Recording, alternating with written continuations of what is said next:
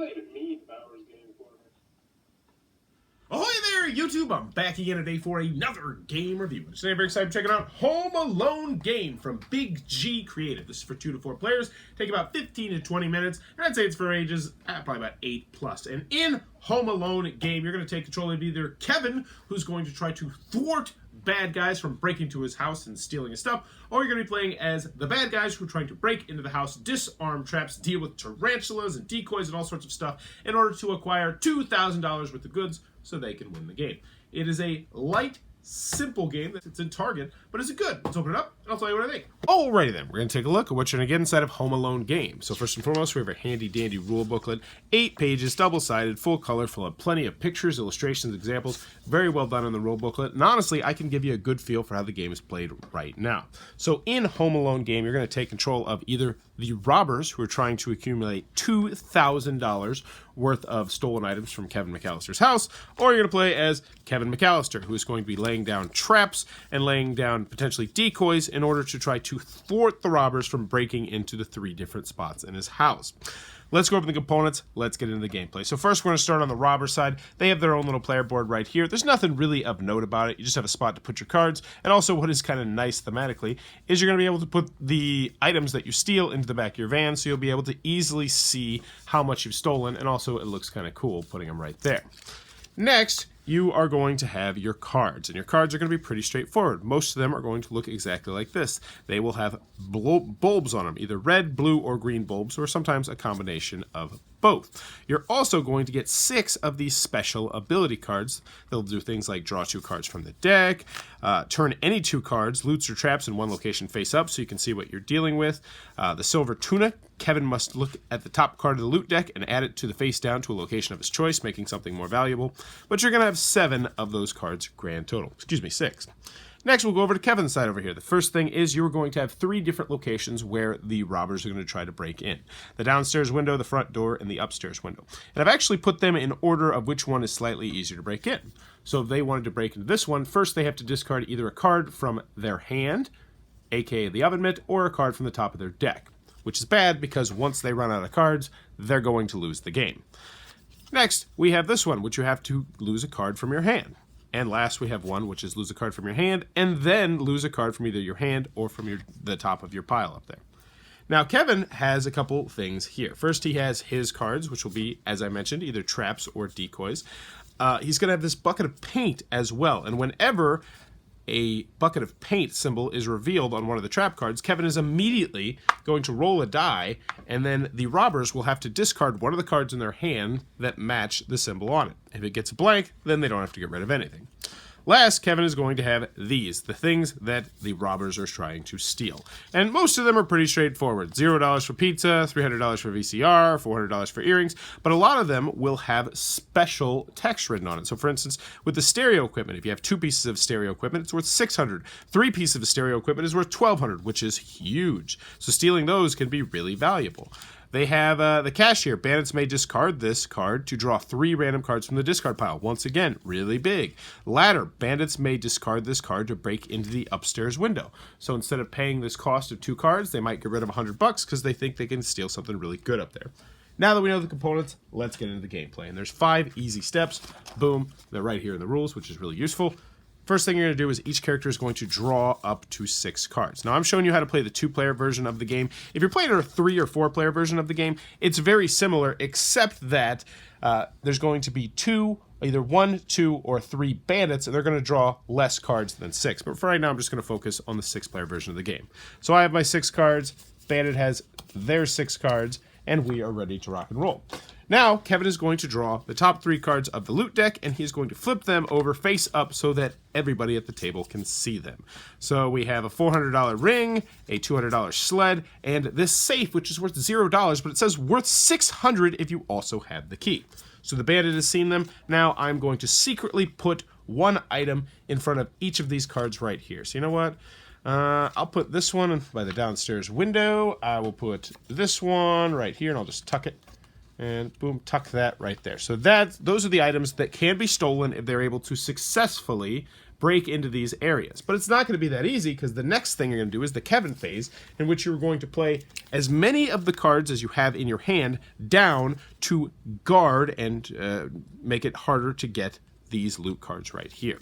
So this is also an interesting aspect, because some of the cards that Kevin have also have special abilities. So for instance, Fan and Feathers. If this trap is disarmed, Kevin may take it and put it back into his hand, which is really good, because you'll be able to use it over and over again. Because when Kevin runs out of cards, it's also pretty hard for him to win as well. Christmas Ornaments. When this trap is revealed, Kevin may add a trap from his hand or the top of his deck. So you just might put something else down, or boom, you might put this card right here down, not knowing what it is. So let's see, how do I want to guard this? I really don't want him to get that safe, which I believe I put right here. So I'm going to go ahead and put 2 paint buckets right there that he's going to have to deal with. I'll put 1 tarantula down here, and let's see. I want my Fan and Feathers back, so I'll put my Fan and Feathers, and then I'm going to hold on to these 2 cards right here.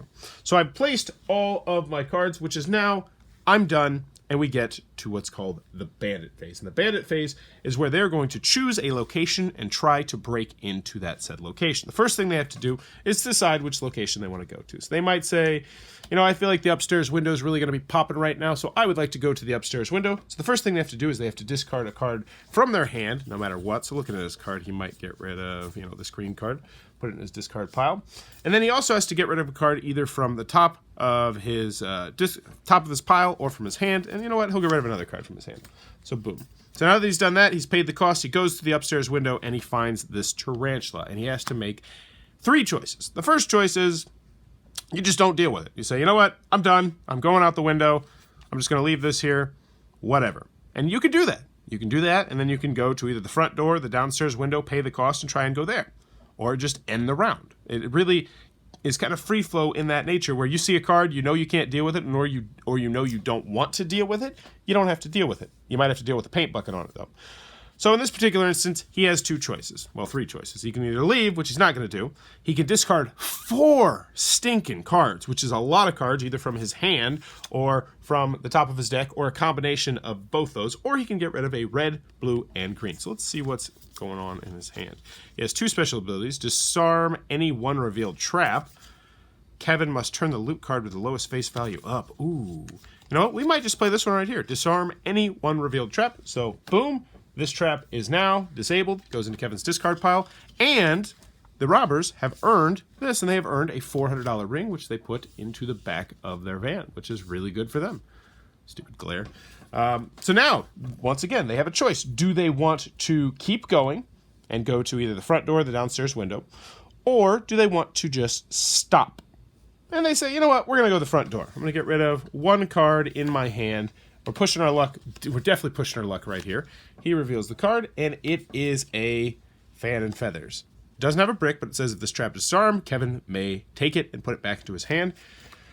So they have a choice. Would they rather get rid of 2 cards, or would they rather disarm the trap and then give it back to Kevin? And they're like, that's a hard one. You know what? We're just going to go ahead and play this. It's a blue and a red, so it will work to get rid of the blue. And since this was disarmed, it goes back into Kevin's hand. He doesn't lose the card. And now they have earned $200. They're hoping probably for the safe. They're not going to be able to get it, most likely, because they only have 1 card. So they would say, you know what? My turn is over. At which point, all these cards get discarded without being seen, because they could be what are called decoys. And decoys are literally nothing. So when you flip them over, nothing happens.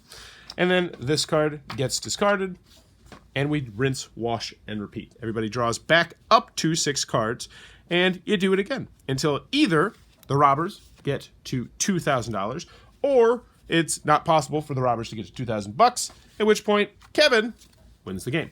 And that, in a nutshell, is how you're going to play Home Alone game. Alrighty then, Home Alone game from Big G Creative LLC. What are my final thoughts? Let's go over the pros, let's go over the cons. First, on the con side, 2 to 4 players, restricted player count. That being said, I also think it's a little bit more restricted because I liked it best at 2 players, when it's just Kevin versus the robbers. Once you add 3 and 4 players, it becomes, I feel like it becomes slightly less balanced, and I feel like the robbers have a better chance of winning because Kevin still only has 6 cards to try and defend all these things, whereas the robbers, they now have more cards to break into stuff. Now, they also have some downsides too because they have less cards in their hand, but I feel like with creative uses of the special ability cards and some teamwork, I felt like it was just a little bit easier for the robbers to win in a 3 and 4 player version of the game, as opposed in a 2 player version of the game, which I felt like was pretty well balanced. Another con that I have with this game is that it's still a very light and simple game. There's only 5 real phases, and you're going to do those over and over and over again. If you're hoping for more meat on the bones in this game, you're going to need to look elsewhere. It's a 15 to 20 minute game that's a Target. It's about Home Alone. You probably shouldn't be expecting, a 2-hour Euro here, but you need to know that. This is on the lighter side, and I do think it's best at 2 players.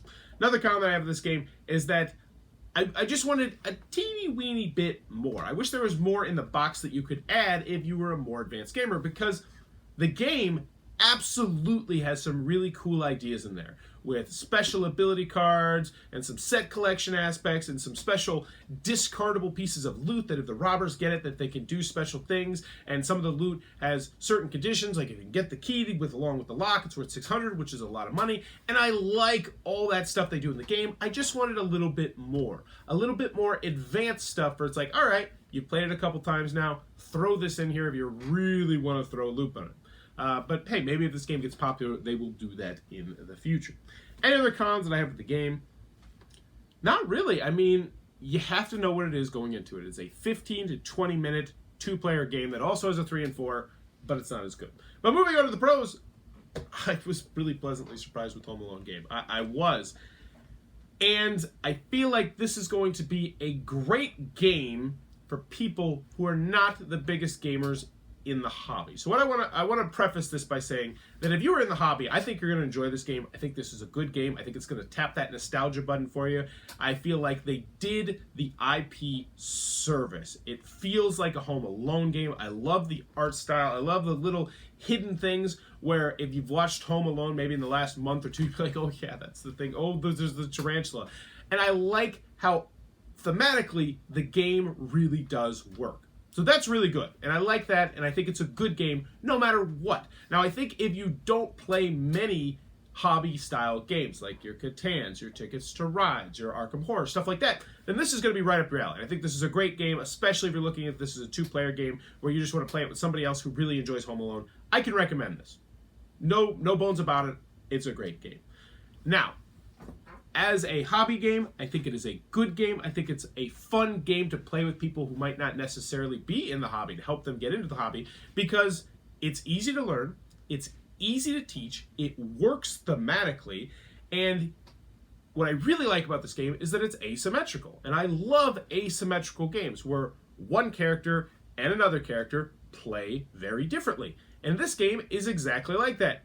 Kevin is all about trying to mislead, confuse the robbers, and put things in places that they probably won't think it is, and kneel down the size of their hand, and place decoys here, and maybe put 3 cards there. It's like, oh, I'm not even going to bother going there, and just try to figure out where things should go, whereas the robbers are like, oh, it's more like a resource management. So I got like 2 bulbs here, and I got this special ability card here. Maybe I got this ladder in the back of my van, which I could use to potentially get up into here, but if I play this card, it will show me the lowest value. A good example is in the middle part. If you watch the middle part of the video, there is a lock, and if you get the lock, you get the key. It's $600. That's huge. That's almost 1/3 of the money you need to win the game.